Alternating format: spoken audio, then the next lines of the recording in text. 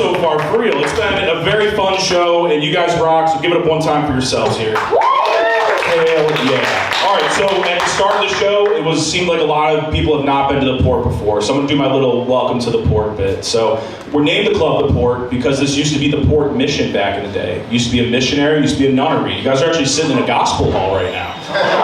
Yeah, that's the funny part of it. So that wall was only recently added. The stage was over there, and in Fells Point. Now we all know how big Fells is, right? It's like 6 blocks or something like that, right? So in the 1850s, in Fells Point alone, there was 313 taverns and 116 brothels. The New York Stock Exchange of STDs back in the day. But this was neither. Like I said, this was a gospel hall. Upstairs was a reading room. And the nuns, they put in their deed that they wanted to provide an environment for sailors to resist the temptations of gambling, drinking, and whoring. Yeah, it's ironic because written in big letters across the front of this building was its name, which was Mission for Seamen. How long do you think it took them to be like, that was a terrible name to pick? That sounds like the world's best strip club, baby. All right, now we're having fun. All right, are there any married couples in the room? Married? Okay, right here. My man, what's your name? Chad. Chad, how did you ask your beautiful wife to marry you? We married.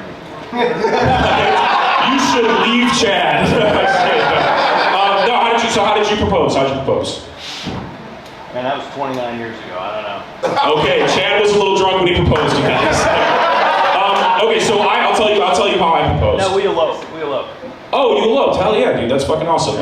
So I proposed. I did it like real spontaneously. It was in Chicago. It was the winter time. We were walking around, and there was this big, beautiful tower, and I thought, this is where I'm going to do it. So I got down on one knee in front of this tower, and that's when I learned that it was a bell tower, because this bell tower started to play the national anthem at bells.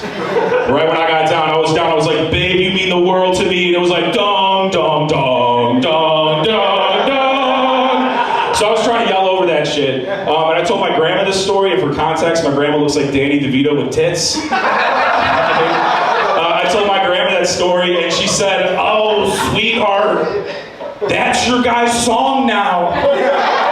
The national anthem, right? So now anytime we're at an Orioles game, we slow dance at the start. We just fucking, you know what I'm saying? We just start doing that. Hell yeah, you guys are fun. All right. Kobe Bryant's death. Don't worry, it's gonna be funny.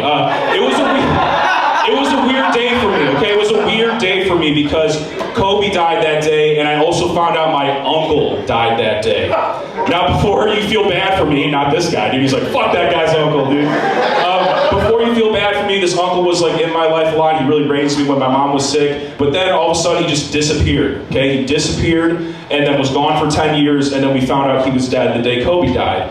And I tell you all this because the last thing my uncle did, I swear to God, before he was gone forever, was give me a signed Sports Illustrated by Kobe fucking Bryant, okay? Signed Sports Illustrated by Kobe Bryant. Never see this guy again. Dies the same day as Kobe. So obviously I'm in a really weird headspace that day. So I do what any good person would do, and I take shrooms and watch National Treasure. Okay?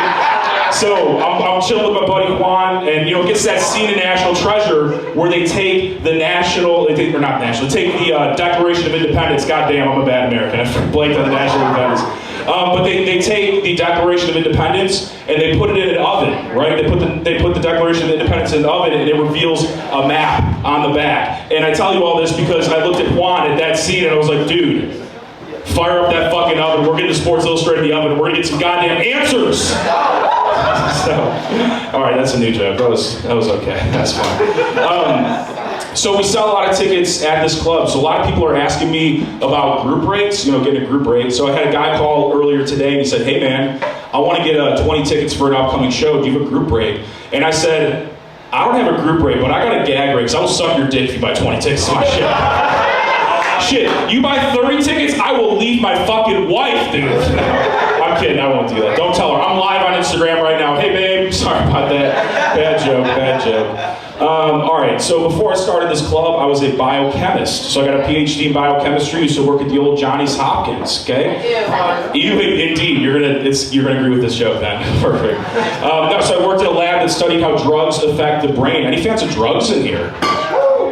The This is why my research is so well funded, you guys. Okay. No, so we did this with rats. So we give the rats some marijuana, give the rats some shrooms, give the rats some cocaine, give the rats some methamphetamine, put them in a box, come back 2 hours later, write down some observations. Gave the rats the marijuana, came back 2 hours later. Guys, these rats were making cold cut sandwiches. I was like, where'd you get the little refrigerator from? The little countertop, the little butter knife, that fucking mayo, what the fuck? And then I moved on to the shrooms. Gave them the shrooms, came back 2 hours later. Guys, I swear to God, these rats had started a fucking democracy. They were doing a little rat debate. They had a rat news network. Who knew rats had electricity? Not me, but I wrote that in my lab notebook because I wanted a big fancy science paper out of that shit. And then I gave them the coke.